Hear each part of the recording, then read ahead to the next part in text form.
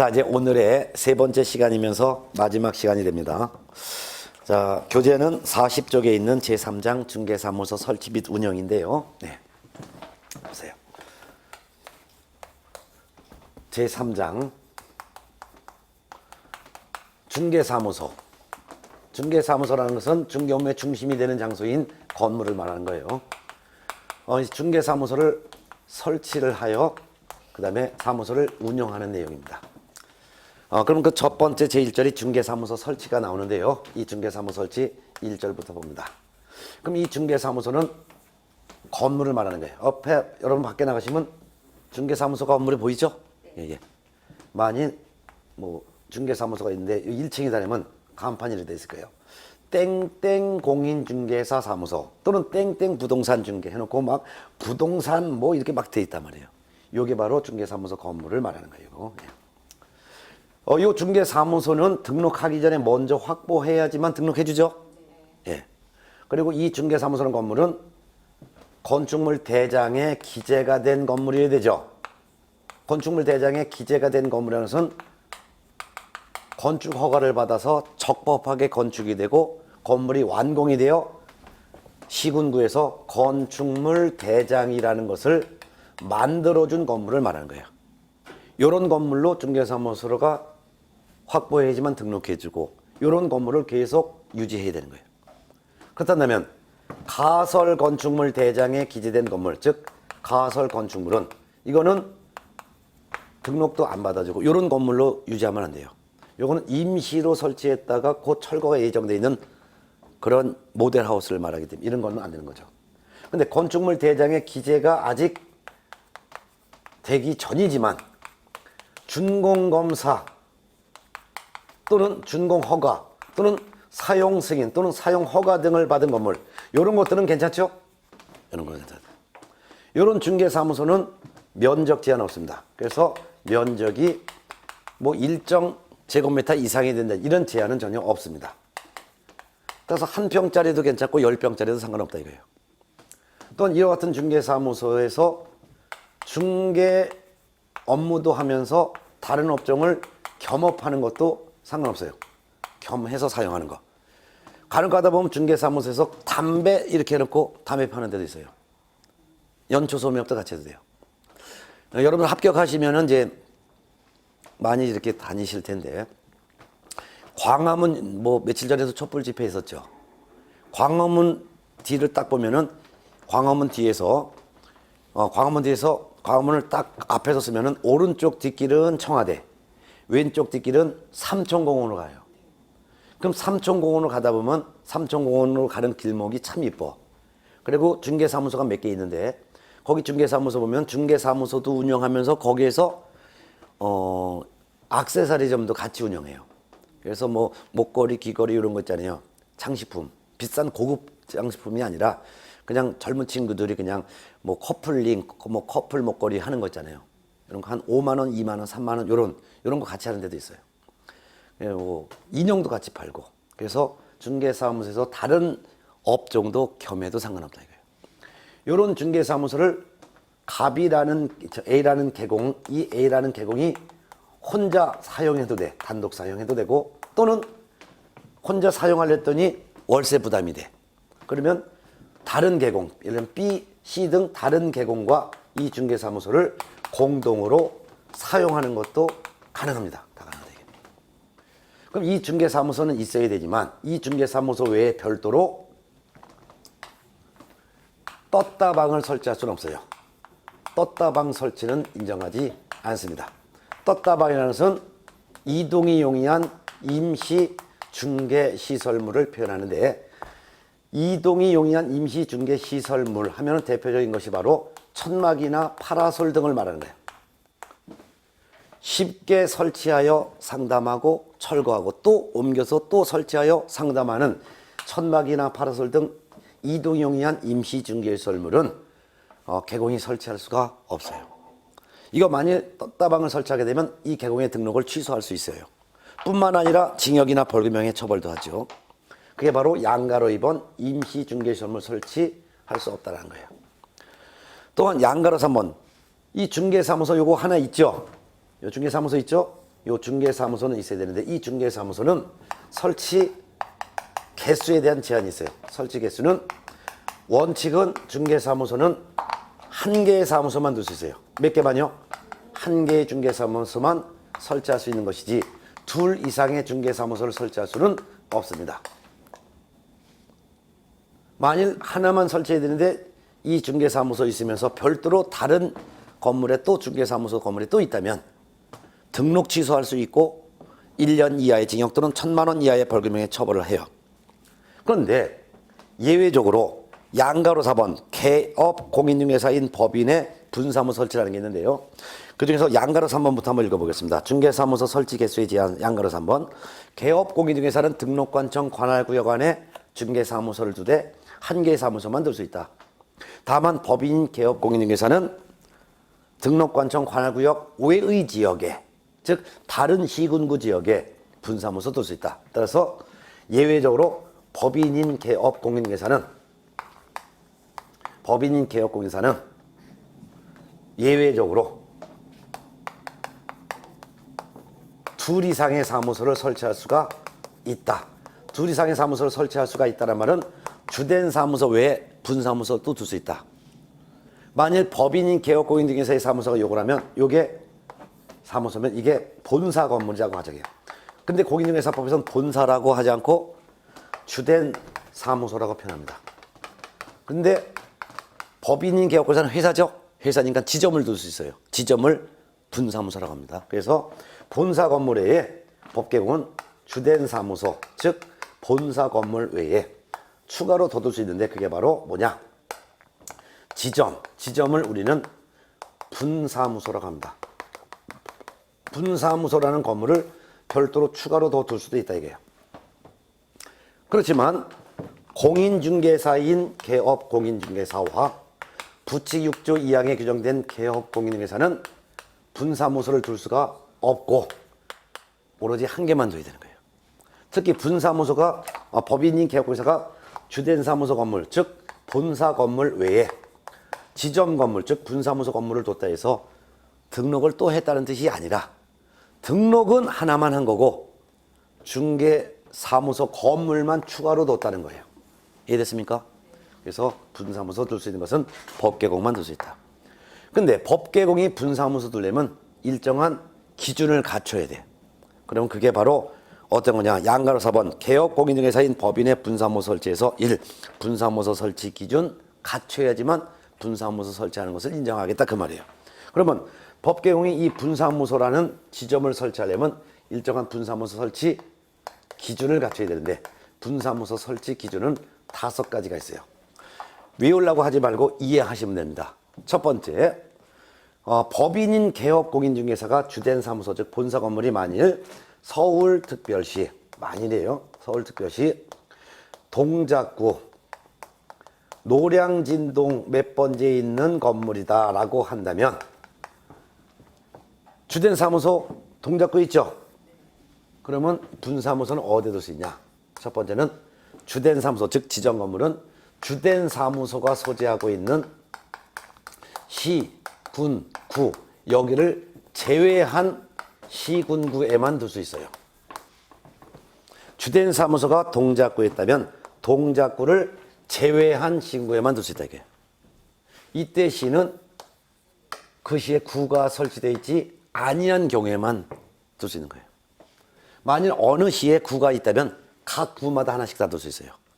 따라서 동작구 여기에 주된 사무소가 있다면 경기도 화성시에도 둘 수 있죠? 화성시는 구가 없어요. 그러면 화성시에 둘 수 있다. 군, 경기도 가평군 지역에도 분사무소 둘 수 있다. 군은 서울특별시나 광역시 내에 있다면 서울특별시에도 종로구에도 분사무소 둘 수 있고 동작구에도 동작구는 빼니까 동작구를 뺀 나머지니까 서울특별시 강남구에도 둘 수 있고 서초구에도 둘 수 있고 강동구, 송파구, 마포구 하나씩 다 둘 수 있다 이거예요. 광역시라면 부산광역시에도 해운대구도 있어. 해운대구에도 둘 수 있고 수정구에도 둘 수 있고 뭐 여러 가지 부산 진구에도 둘 수 있고 또한 특별시, 광역시가 아닌 일반시도 있어요. 일반적인 일반시가 있어요. 예를 들면은 경기도 고양시라고 한다면 고양시에는 구가 덕양구라는 구도 있고 경기도 고양시에 일산 서구라는 구도 있고 만약 일산 동구도 있다면 주된 사무소가 동작구면 동작구를 제외한 나머지 시군구에는 하나씩 다 둘 수 있으니까 고양시 지역에 구가 이렇게 여러 개 있으면 덕양구에도 하나 둘 수 있고 일산 서구에도 둘 수 있고 일산 동구에도 둘 수 있다 이 말이에요. 근데 시군구마다 둘 수 있지만 시군구마다 둔다면 한 개소를 초과할 수 없다. 그 말은 한 개소만 둘 수 있다 이게. 그러면 덕양구에 둘 수 있지만 하나만, 일산 서구에도 둘 수 있지만 하나만, 동구에도 둘 수 있지만 하나만. 이해됐습니까? 네. 두 번째는 이 법인의 분사무소는 지점이라 그러죠. 지점에서 중개업무 할 수 있는 자연인이 필요해. 그게 바로 책임자예요. 지점장을 책임자라 불러요. 근데 이 책임자는 아무나 책임자를 될 수 있는 게 아니라 공인중개사를 책임자로 둬야 합니다. 이때 공인중개사란 자격만 있을 뿐 중개업무에 종사하고 있지 않는 그런 사람을 책임자로 둬야 된다 이거예요. 공인중개사 자격이 없으면 지점장 될 수 없다 이거예요. 이해됐어요? 세 번째는 이 책임자는 분사무소 설치했다라고 신고하기 1년 전에 미리 실무 교육을 받아야 돼요. 거래 당사자를 설득시키고 계약서를 쓰고 법률 지식도 알아야 되고 중개사무소를 경영하는 이런 실무 교육을 미리 받아야 돼요. 에? 이것도 28시간에서 32시간 정도 걸리는데 이 정도 범위에서 실무 교육 받아야 돼요. 또한 이 분사무소라고 하는 이 건물 있죠? 이것도 건물이죠? 이 분사무소라는 건물은 어떤 건물이 되냐? 이것도 건축물 대장에 기재가 되어 있는 이러한 건물로 분사무소를 둬야 돼요. 즉 건축 허가를 받아 적법하게 건축이 완공되어 시군구청장이 건축물 대장을 만들어준 그러한 건축물 대장에 기재가 된 건물이어야 돼. 따라서 가설 건축물은 안 돼. 즉 모델하우스 이런 거는 이런 걸 분사무소로 만든다 이거죠. 또한 분사무소에서 중개 업무하다가 중개를 잘못하면 손해배상해야죠. 손해배상할 돈이 없을 것을 대비해서 한 개 분사무소당 최소 1억 원 이상의 보증을 설정해야 돼요. 보증 설정하면 보험가입이에요. 이와 같은 5가지 기준을 갖춰야지만 분사무소 설치하는 것을 인정하겠다 이거예요. 이와 같은 분사무소 설치 기준을 다 갖췄으면 그때서야 주된 사무소가 소재하고 있는 등록관청에다가 분사무소 설치 이렇게 했습니다. 분사무소 설치했다는 것을 증명할 수 있는 증명서를 주세요라고 분사무소 설치 신고를 하는 거예요. 분사무소 설치 신고를 주된 사무소 등록관청이 하는 거예요. 분사무소 설치 신고할 때는 분사무소 설치 신고서라는 서식을 작성해서 분사무소 설치 기준을 갖췄음을 증명할 수 있는 책임자가 실무교육을 받았음을 증명할 수 있는 실무교육 이수증 4번, 건축물 대장에 기재된 건물로 사무소를 확보했음을 증명한 서류, 보험 가입했다는 증명서 이런 걸 첨부하여 분사무소 설치 신고서를 제출한다 이거예요. 누구한테 분사무소 설치했다고 신고한다고요? 주된 사무소 등록관청. 예를 들어서 주된 사무소는 동작구에 있어요. 근데 분사무소를 어디다 뒀냐면은 만일 어디 뒀냐? 만일 서초구 방배동에 있는 건물에다가 분사무소를 뒀다면 누구한테 분사무소 설치 신고하라 이거요? 주된 사무소 관청이 동작구청장이면 누구한테? 동작구청장. 그러면 동작구청장은 분사무소 설치 신고 받았을 때 분사무소 설치 신고필증이라는 신고필증을 교배줘요. 신고필증에는 몇 년 몇 월 며칠 분사무소 설치했음을 증명합니다 라고 되어 있는 신고필증에 책임자의 사진을 찍은 신고필증을 주는 거예요. 신고필증을 분사무소 안에 게시한 다음에 업무를 개시해야 된다는 거죠. 근데 문제는 주된 사무소 관청이 동작구예요. 분사무소는 서초구에 됐어요. 근데도 불구하고 주된 사무소 관청인 동작구청장한테 분사무소 설치 신고를 했네요. 그러니 서초구청장은 자기 관할 내에 어느 회사의 분사무소가 즉 지점이 들어왔는지를 모른단 말이에요. 그래서 분사무소 설치 신고받은 주된 사무소 관청은 분사무소 설치 신고 필증을 교부를 하고 나서는 지체 없이 분사무소 소재지 시군구청장한테다가 어이 서초구청장 당신 관할 지역에 어느 회사가 지점을 거기 뒀다. 그러니까 지점 건물에 가서 조사 좀 해봐라 라고 통보하는 거예요. 이해됩니까? 예. 자, 이렇게 해서 보셨습니다. 그리고 교재 41쪽 보면은 음영 박스가 있어요. 동그라미 4번 신고필증 등 게시 및 업무 게시가 있는데 분사무소에는 신고필증 등 다음의 서류를 분사무소라는 중개사무소 안에 보기 쉬운 곳에 게시한 후 업무를 게시해야 된다. 분사무소에는 신고필증 준 거 걸어놔라. 그 다음에 책임자의 자격증 걸어놔라. 근데 만일 소속공인중개사를 별도로 또 고용했다면 소속공인중개사 자격증도 걸어놔라. 그 다음에 분사무소에 보험 가입했음을 증명할 수 있는 업무보증 설정 증명서류, 보험서류 게시해라. 그 다음에 5번째는 중개 보수 얼마 받을지 정한 표, 이 표도 걸어놔라. 이렇게 해놨죠. 자, 그 다음에 양가로 5번 중개사무소의 공동사용이 있습니다. 중개사무소 하나를 혼자 사용하면 단독 사용이라고 하고 하나의 중개사무소를 여러 개공이 같이 사용하면 이를 공동사용이라고 합니다. 네. 공동사용 가능 여부인데요. 개업공인중개사는 중개 업무의 효율적 수행을 위하여 다른 개업공인중개사와 중개사무소를 공동으로 사용할 수가 있습니다. 혼자 사용하면 월세를 혼자 내. 여러 개공이 같이 쓰면 월세 같이 내. 그러니까 같이 사용할 수 있다 그 말이에요.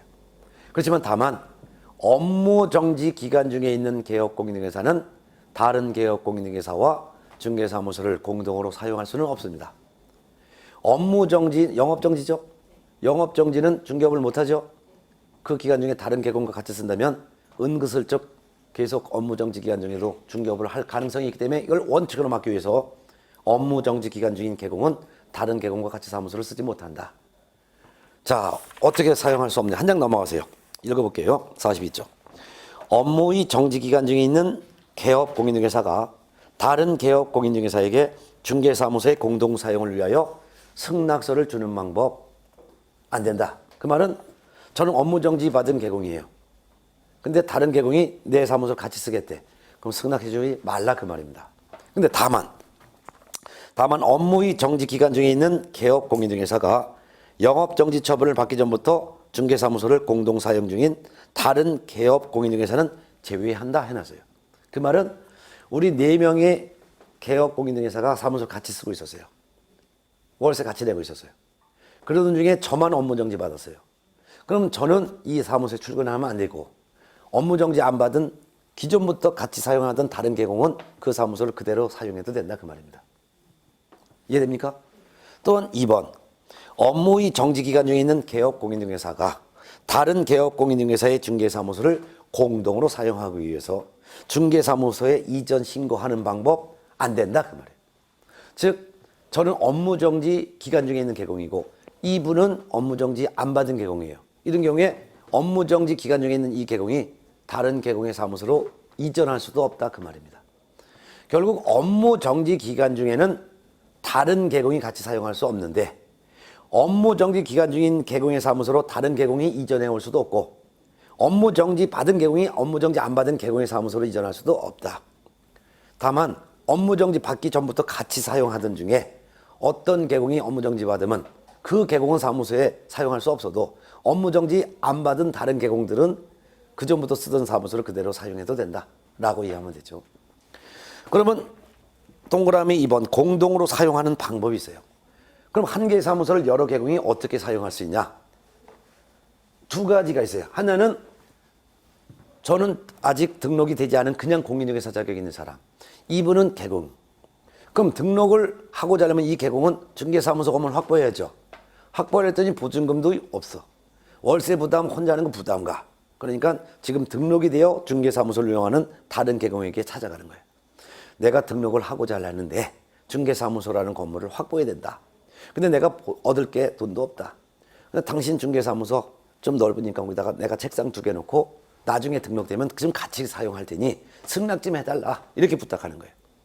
그러면 그 사무소를 쓰고 있는 다른 계공은 좋아, 월세 한 달에 50만 원 보태면은 나중에 등록되면 여기서 책상 2개 놓고 써도 돼 라고 승낙하겠죠. 그 승낙서가 바로 중개사무소를 확보했음을 증명할 수 있는 서류가 돼요. 이 서류를 등록관청에 내서 등록이 되면 그때부터 같이 사용하는 거예요. 또는 저도 등록한 계공 사무소 있어요. 이분도 등록한 계공 사무소 있어요. 근데 이 사무소는 중개업이 잘 되는 지역, 나는 중개업이 잘 안 되는 거예요. 그러니까 이 사무소를 내가 여기서 중개하다가 다른 계공의 사무소로 이전해서 같이 쓰는 거예요. 근데 이전하랬더니 이 계공이 사무소 같이 쓰겠다는데 안 돼 하면 못하지. 근데 그 쓰고 있는 계공이 월세 한 달에 50만 원 보태면은 우리 사무소 한켠에 책상 2개 놓고 같이 써도 된다라는 승낙서를 줘. 그러면 여기서 중개하던 계공이 이 계공의 사무소로 이전해서 같이 쓰면 되는 거지. 이것이 등록 신청을 할 때 기존의 계공의 사무소를 같이 써도 된다는 승낙서를 확보하거나 또는 사무소를 사용할 수 있는 그 계공이 승낙서가 있다면 사무소 이전하여 같이 쓴다든가 하는 방법으로 등록하여 또는 이전하여 같이 사용할 수 있다. 그 말이죠. 그 다음에 동그라미에서 한번 운영과 책임인데요. 중개사무소 하나를 여러 계공이 공동으로 사용하는 목적은 사실상 경비 절감할 목적이에요. 월세를 같이 낼 목적이죠. 그렇지만 운영과 책임은 전부 다 각자 따로따로 운영하고 따로따로 의무를 부담해요. 따라서 한 5평짜리 중개사무소 하나를 4명의 계공이 같이 쓴다 하더라도 등록도 따로따로 해야 되는 것이고 보험도 따로따로 가입해야 되는 것이고 등록증 게시하는 것도 각자 등록증을 따로따로 다 게시해야 되며 직원을 고용하는 것도 각자 따로따로 고용해야 돼요. 그리고 이 4명의 계공이 같이 쓰다가 제가 업무 정지 받으면 저만 중개사무소 못 나오고 다른 계공 그대로 써도 돼. 모든 의무와 책임은 각자 의무와 책임을 부담하는 거예요. 아까 직원도 따로따로 고용하라 그랬죠. 만일 4명의 계공이 같이 사무소를 운영하면서 월세 50만 원씩 내면서 소속 공인중개사를 같이 고용해서 월급을 같이 준다 하면은 그 소속 공인중개사는 4명의 계공에 다 소속한 이중소속이 되는 거예요. 이중소속은 할 수 없다 그랬죠. 그렇기 때문에 직원도 따로따로 고용을 해야 된다 그 말이죠. 네. 그 다음에 큰 2번 중개사무소 명칭 및 5개 광고물 설치인데요. 요거는 그냥 책으로 정리해요. 일단 중개사무소 명칭이라는 것은 상호예요. 계공은 사업자잖아요. 그러니까 사업자니까 중개사무소 등록증도 있지만 사업자 등록증도 있어요. 그 사업자니까 상호가 있단 말이에요. 상호. 그 상호를 쓸 때 공인중개사법에 규정되는 일정한 문자를 포함시켜야 돼요. 그게 바로 사무소 명칭에 법에 규정된 문자를 사용해야 될 의무가 있다 그 말이에요. 동그라미 1번 봅니다. 개업공인중개사는 그 중개사무소 명칭에 즉 상호에 공인중개사 사무소 또는 부동산 중개라는 문자를 사용해야 된다. 다만 법부칙 6조 2항에 규정된 개업공인중개사는 공인중개사 자격이 없다. 그렇기 때문에 사무소 명칭에 공인중개사 사무소라는 문자를 사용하면 아니 되고 부동산 중개라는 문자를 사용해야 된다. 예를 들어서 제가 법계공이라면 주식회사 땡땡 공인중개사라고 하든가 또는 주식회사 땡땡 부동산 중개라는 문자를 쓰라 이거예요. 만일 주식회사인데 주식회사 이름을 대한이라고 했으면 주식회사 대한공인중개사 사무소 또는 주식회사 대한부동산중개 이런 공인중개사 사무소나 또는 부동산중개 둘 중에 하나의 문자가 포함된 상호를 써야 된다는 거죠. 제가 만일 공개공이란다면 제 이름을 포함시켜서 한병용 공인중개사 사무소 또는 한병용 부동산중개라고 해도 되고 내 이름을 넣지 않고 하나공인중개사 사무소 또는 희망부동산중개 공인중개사 사무소라는 문자나 부동산중개라는 문자 중에 하나만 꼭 들어가면 된다 이거예요. 이해됩니까? 근데 부계공은 자격이 없으니까 공인중개사 사무소라는 문자를 쓰면 안 되고 부동산 중개라는 문자를 포함시킨 상호를 써야 된다 그 말이에요. 그 다음에 동그라미 2번 개업공인중개사가 아닌 자는 공인중개사 사무소 또는 부동산 중개 또는 이와 유사한 명칭 사용 못합니다. 개업공인중개사가 아닌 사람이라는 것은 등록하지 않은 자죠. 등록하지 않았으니까 개공이 아니잖아요. 사무소 명칭, 유사 명칭 쓸 수 없다 이거예요. 그 다음에 양가로 2번 5개 광고물의 성명 표기 의무가 있습니다. 5개 광고물이라는 것은 옥이 바로 집옥, 외는 바깥. 그럼 집 밖에 사무소 광고물을 설치할 수는 있지만 그 광고물에 개공의 성명을 표기하라. 그러면 건물 밖에 설치한 광고물 하면 간판이 되겠죠. 쉽게 해서 간판에 개공의 성명을 표기할 의무가 있다 이거예요. 개공은 등록증에 표기가 되어 있는 자기의 성명을 간판에 표기할 의무가 있다. 특히 법개공은 법개공이 설치한 간판에는 대표자의 성명을, 분사무소에 설치한 간판에는 책임자의 성명을 표기해야 될 의무가 있습니다. 여러분 밖에 나가시면 중개사무소 간판 보잖아요. 근데 간혹 가다 보면 개공의 이름이 같이 표기되어 있는 간판이 있을 거예요. 근데 개공의 성명이 간판에 없는 간판도 있습니다. 간판에 성명을 표기해야 될 의무는 옛날에는 없었어요. 그러다가 2007년 7월부터 개공이 간판을 설치했으면 거기에 성명을 표기하라 라는 규정은 2007년부터 만들어진 규정이에요. 그럼 2007년 전에 설치한 간판에는 그냥 성명 표기하지 않아도 그냥 괜찮지만 2007년 이후에 등록을 하여 간판을 설치한 개공은 성명을 표기할 의무가 있는 거예요. 그럼 다니면서 어떤 간판이니까 성명이 있어. 아, 그럼 저 개공은 2007년 이후에 등록했구나. 성명이 없다. 아우, 저 개공은 좀 오래됐네. 이렇게 생각하면 되겠죠? 네. 자, 오른쪽에 보면 특히 교재 43쪽 동그라미 2번 개공은 5개 광고물 중에서도 가로 간판, 가로형 간판, 가로 부착하는 거, 세로형 간판, 밑으로 붙이는 거, 돌출 간판, 건물 끝에 돌출시켜놓은 간판, 옥상형의 간판, 즉 옥상 위에다가 설치한 간판을 설치했을 때는 성명을 표기할 때 인식할 수 있는 크기로 성명을 표기된다. 쭉 다니면서 딱 봤을 때 성명 쉽게 알아볼 수 있을 크기로 표기해라. 간판 철거 의무라는 게 그 밑에 있어요. 간판 설치했다가 간판을 철거해야 될 경우도 있어요. 어떤 경우냐? 1, 2, 3번. 사무소를 이전했다라고 이전 신고했어요. 만약 이 건물에다가 중개사무소를 두고 간판을 설치했다가 다른 건물로 옮겨서 다른 건물에 가서 중개업을 계속해요. 이게 사무소 이전이에요. 그러면 종전 건물에 설치한 간판은 지체 없이 철거하라 이거예요. 그 다음에 폐업 신고했어요. 폐업 신고하면 개공이 이제 아닌 상태가 된 거죠. 그러니까 폐업 신고했으면 중개업 못하니까 간판 철거하라. 그 다음에 등록 취소 처분 받았어요. 등록 취소 처분 받으면 중개업 못하죠? 그러면 간판 지체 없이 철거하라. 그 다음에 양가로 3번 중개대상물의 표시 광고라는 게 있습니다. 중개대상물 하면 토건, 입공광, 토지, 건물, 임목, 공장, 재단, 광업재단을 말하고 표시라는 것은 부동산의 표시라는 것은 이 부동산 소재지가 어디에 있습니다. 몇 평짜리입니다. 그 말이고 광고란 말은 중개 광고를 말합니다. 즉 어디에 소재한 몇 평짜리 부동산 이거 팔리도록 중개해 드릴게요 라는 중개 광고를 중개대상물 표시 광고라고 합니다. 개업공인 중에서는 중개를 의뢰받은 중개대상물에 대한 표시 광고 할 수 있습니다. 광고하는 가장 간편한 방법은 벼룩시장이라든가 교차로를 통해 중개사무소가 어디에 있는데 어떤 물건을 저희 중개사무소에서 확보하고 있으니 이런 부동산을 구입하고 싶은 사람들은 저희 중개사무소 오면은 이 중개업소에서 중개해 드릴게요 라는 광고하는 거예요. 생활정보지와 같은 벼룩시장 같은데. 근데 중개대상물에 대한 표시를 광고한다면 즉 중개 광고할 때는 이 광고하는 개업공인중개사의 중개사무소의 소재지는 어디에 있는 중개사무소고 이 중개사무소의 명칭은 뭔데 이 중개사무소의 연락처 전화번호는 몇 번이고 개공의 성명은 뭐다.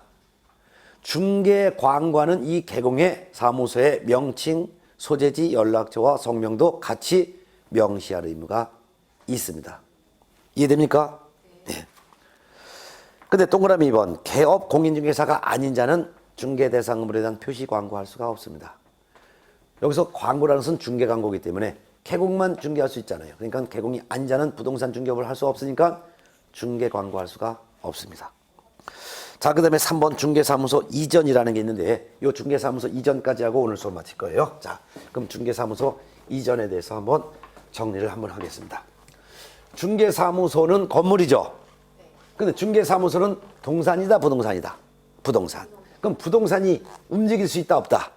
없다. 그럼 결국 중개사무소 이전이라는 것은 건물인 이 사무소를 이전했다는 것은 건물 자체가 이전됐다는 것이 아니라 개공이 이 건물에서 중개업하다가 다른 건물에 가서 중개업을 계속하는 것을 중개사무소 이전이라고 합니다.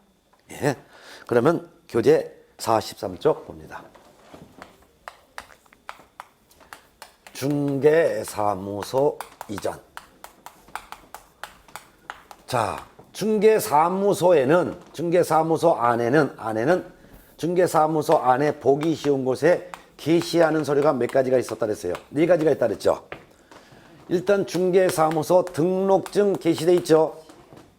공인중개사 자격증도 게시돼 있죠. 보증서류도 게시돼 있죠. 그 다음에 중개보수 어떻게 받을지 보수표도 게시돼 있죠. 이 등록증에 보면은 이렇게 돼 있어요. 중개사무소 등록증 우리가 첫째 시간에 했어요. 그리고 오른쪽에는 등록한 개공의 사진. 이 개공의 성명은 뭐다? 주민등록번호는 어떻게 된다? 개공의 종별이 법개공인지 공개공인지 부개공인지, 만일 공개공이면 이렇게 표시가 되어 있죠. 그 다음에 여기에 도장이 찍혀 있는데 이건 등록한 도장, 어떤 도장을 사용할지 도장도 찍혀 있죠. 예? 그리고 개공의 사무소의 소재지가 나와요. 사무소 소재지가 만일 서울특별시 동작구 노량진동 100번지 건물이다. 그리고 101호다. 이렇게 나와 있어요. 그리고 명칭이 나와요. 명칭이 하나공인중개사 사무소 이렇게 돼 있겠죠. 몇 년 몇 월 며칠 등록하였음을 증명합니다 해놓고 동작구청장 직인 딱 직인 찍혀져 있는 이와 같은 등록증이 딱 걸려있다 이거예요. 그쵸? 네. 그럼 중개사무소 이전은 중개사무소 등록증에 나와 있는 중개사무소 요게 변경되는 것을 우리는 중개사무소 이전이라고 표현하는 거예요. 그럼 이 건물 101호에서 이 건물 102호로 옮겨도 등록증이 있는 호가 바뀌는 거죠? 이것도 사무소 이전이에요. 이 건물에서 길 건너편에 있는 건물로 이전해도 이것도 사무소 이전이에요. 예. 이 같은 사무소 이전은 개공이 자유롭게 언제든지 전국 어디로든지 다 이전할 수가 있어요. 이 사무소 이전은 법개공이건 공개공이건 부개공이건 전국 어디든지 다 이전할 수가 있습니다.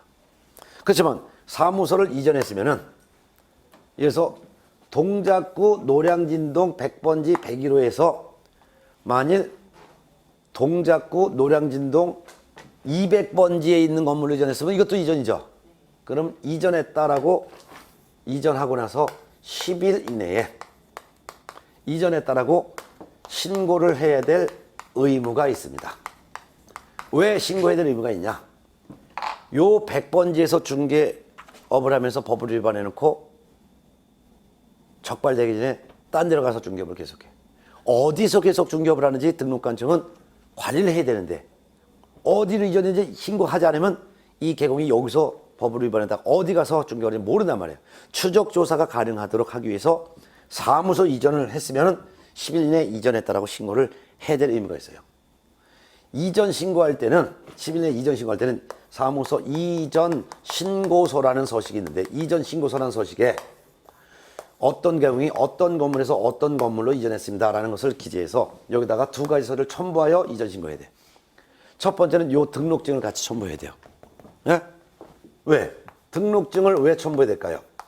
등록증에 있는 주소를 고치거나 또는 다른 시군구 지역으로 이전했으면 종전에 등록관청이 찍혀져 있는 이 직인을 고칠 수는 없잖아요. 그러니까 이전 후에 등록관청에 직인을 찍은 새로운 등록증으로 맞바꿔주기 위해서 이 등록증 원본을 첨부하는 거예요. 그리고 이전에 간 지역에 중개사무소라는 건물을 확보했음을 증명할 수 있는 서류. 만일 이 건물에서 길 건너편에 있는 건물을 이전했으면 그 건물을 내가 사용할 수 있는 권한을 확보했음을 증명하는 임대차 계약서. 이 같은 것을 건물 확보 서류라고 하는데 이걸 두 가지 첨부하여 이전에 따라 신고해야 되는 거예요. 근데 누구한테 신고하느냐? 신고는 세 가지로 나눠줄 수 있어요. 일단 개공이 등록관청 관할구역 내로 이전했어요. 그 말은 같은 시군구 내에서 이전했다 이거예요. 그러면 동작구에서 중개업을 하던 개공이 동작구 내로 이전했다 그 말이죠. 등록관청 바뀌었어요? 안 바뀌었어요? 안 바뀌었어요. 그럼 이전 신고를 받은 등록관청은 요 등록증에 있는 주소 있죠? 주소만 고쳐서 요 등록증을 그대로 교부할 수 있어요. 주소만 고쳐서 그 등록증을 그대로 돌려줄 수 있다 이거예요. 이해됐어요? 근데 등록관청 관할구역 외로 이전했어요. 외로 이전했다. 그 말은 동작구 노량진동에서 그 건물에서 동작구 노량진동에 있는 건물에서 중개업을 하다가 만일 서울 마포구 도화동에 있는 건물로 이전했다면 등록관청 바뀐 거죠. 그러면 이전하고 10일 이내 요 마포구청장한테 이전 신고하는 거예요. 예? 누구한테 신고한다고요? 마포구청장. 그럼 마포구청장은 이전 신고할 때 개공이 등록증도 냈고 건물 확보 서류도 냈잖아요. 그럼 이전 신고를 받은 마포구청장은 요 동작구청장한테 어이 동작구청장 니네 관할 내에 있는 개공이 우리 관할로 이전해 왔다. 그러니까 이전에 간 이 개공에 관련된 서류를 전부 우리 마포구에 보내달라라고 서류 송부를 요청하는 거예요. 그때서야 동작구청장은 자기 관할 내에 있는 이 개공이 마포구로 이전하는 사실을 이때서야 하는 거죠. 서류 송부 요청을 받은 종전의 등록관청인 동작구청장은 이전으로 등록관청인 마포구청장에게 이전에 간 개공에 관련된 서류를 전부 송부해주는 거예요. 보내주는 거예요. 그럼 서류 송부를 받은 다음에 이전 후 등록관청인 마포구청장은 요 등록증 이전 신고할 때 받았죠? 개공이 제출했잖아요. 요 등록증은 파기시켜버리고 이전 후 등록관청인 마포구청장이 찍힌 새로운 등록증을 다시 만들어주는 거예요. 등록증을 재교부하여야 한다. 그러면 이 등록증에는 누구의 직인이 찍힌 거예요? 마포구청장 직인이 찍힌 새로운 등록증을 다시 만들어주라 이거예요. 그럼 이 새로운 등록증에는 사무소 소지가 마포구 도화동 몇 번지 건물로 찍혀져 있겠죠. 기록되어 있겠죠. 그럼 두 가지를 구분하세요. 등록관청 관할구역 내로 이전했다는 것은 같은 시군구 지역에 있는 건물로 이전한 거니까 이전 신고를 받은 등록관청은 이 등록증에 주소만 고쳐서 그 등록증을 그대로 교부할 수 있어도 관할구역 외로 사무소 이전을 했다면 이전한 날로부터 10일 이내에 이전 후 등록관청에 신고한 것이다. 이전 신고를 받은 이전 후 등록관청인 마포구청장은 종전의 등록관청인 요 동작구청장에게 니네 관할에 있는 개공이 우리 관할로 이전했으니 이전에 간 개공에 관련된 서류를 보내라 라고 요청하고 서류 송부 요청을 받은 종전의 등록관청은 이전 후 등록관청에다가 서류를 송부해 주는 거다. 그런 다음에 서류 송부 받은 이전 후 등록관청은 종전의 등록증은 파기시켜버리고 이전 후 등록관청이 지인이 찍히고 그리고 이전 후에 중개사무소 소재지를 기록한 새로운 등록증을 다시 만들어서 재교부해야 된다. 이해됐습니까? 근데 사무소 이전은 법개공의 분사무소도 이전할 수 있어요. 아까 법개공은 본사, 즉 주된 사무소 있죠. 주된 사무소도 있고 또한 별도로다가 분사무소도 또 있을 수 있죠. 이 분사무소를 이전할 수도 있다 이게 분사무소. 분사무소도 이전했으면 이전한 날부터 10일 이내에 신고해야 되는데 분사무소 이전은 즉 지점 건물을 이전했을 때는 이전한 날부터 10일 이내에 주된 사무소 등록 관청에다가 이전했다라고 신고해야 돼요. 아까 분사무소 설치 신고 누구한테 했어요? 주된 사무소 등록 관청. 그러니까 분사무소 이전했다는 것도 주된 사무소 관청에다 신고하는 거예요. 그럼 주된 사무소 등록 관청은 이전 전에 분사무소가 있는 시군구청장과 이전 후에 분사무소가 있는 시군구에 다 알려주는 거예요. 예를 들어서 주된 사무소가 동작구에 있었다. 분사무소는 송파구에 있었다. 그런데 강동구로 분사무소를 이전했다면 이전 신고를 받은 주된 사무소 등록관청은 송파구청장한테도 이전 신고를 받은 주된 사무소 등록관청은 송파구청장에게도 야 송파구청장 니네 관할 내에 있는 법계공의 지점 건물이 여기 강동구 지역으로 이전해 갔단다 라고 이전 사실을 통보해 주는 것이고, 또한 분사무소 관청인 강동구청장에게도 어이 강동구청장 분사무소가 송파구에 분사무소에 있는 어떤 법계공의 분사무소가 당신네 강동구 무슨 몇 동 몇 번지 있는 건물로 분사무소를 이전했다라고 또한 별도로 또 통보를 또 하는 거예요. 네? 그래야지만 그때서야 이전 전에 분사무소 관청인 송파구청장과 이전 후에 등록 분사무소 관청인 강동구청장은 그때서야 분사무소가 이전해 갔구나, 분사무소가 다른 지역에서 우리 동네로 왔구나 라는 것을 그때서 알게 되는 거예요. 이런 거 통보한 다음에 주된 사무소 등록 관청은 분사무소 설치 신고 필증이 있었죠. 이 신고 필증에 주소를 새로 분사무소 소재를 새로 기록해서 신고 필증을 다시 재교부해 주는 거예요. 네? 그러면 아까 이전 신고할 때 등록증과 사무소 확보 선물 서류 내라 그랬죠. 분사무소 이전할 때는 등록증 대신 신고 필증을 내고 분사무소 건물 확보서를 내는 거예요. 그러면 신고 필증에 주소가 바뀌었으니까 신고 필증을 다시 만들어서 재교부해 주라 이거죠. 이해됩니까? 네. 정리하고서 오늘 수업 마칩니다.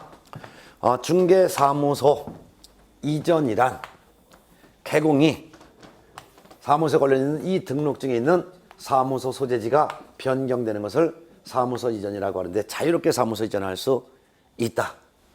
전국 어디든지. 하지만 사무소를 이전했으면은 이전하고 나서 10일 이내에 어느 건물로 이전했다라고 신고해야 된다.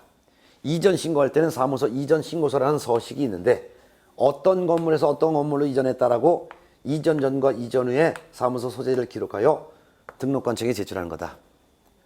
이때 이전 신고할 때는 이전 신고서에다가 등록증 원본도 첨부하고 이전해 간 지역의 건물을 확보했음을 증명한 서류를 첨부하는데, 분사무소를 이전했다면 신고필증 원본과 또한 분사무소를 확보했음을 증명하는 서류를 같이 첨부하여 제출한다. 만일 같은 관할구역 내에 있는 건물로 이전했다면 등록관청에 안 맡긴 거다. 그럼 이전 신고할 때 신고서에다 등록증과 사무소 확보서를 내면은 이전 신고를 받은 등록관청은 요 등록증에 있는 주소만 고쳐서 그 등록증을 그대로 교부할 수 있다. 근데 관할구역 외에 있는 건물로 이전했다 라고 한다면 이전하고 나서 10일 이내에 이전 후 등록관청한테 신고하는 거다.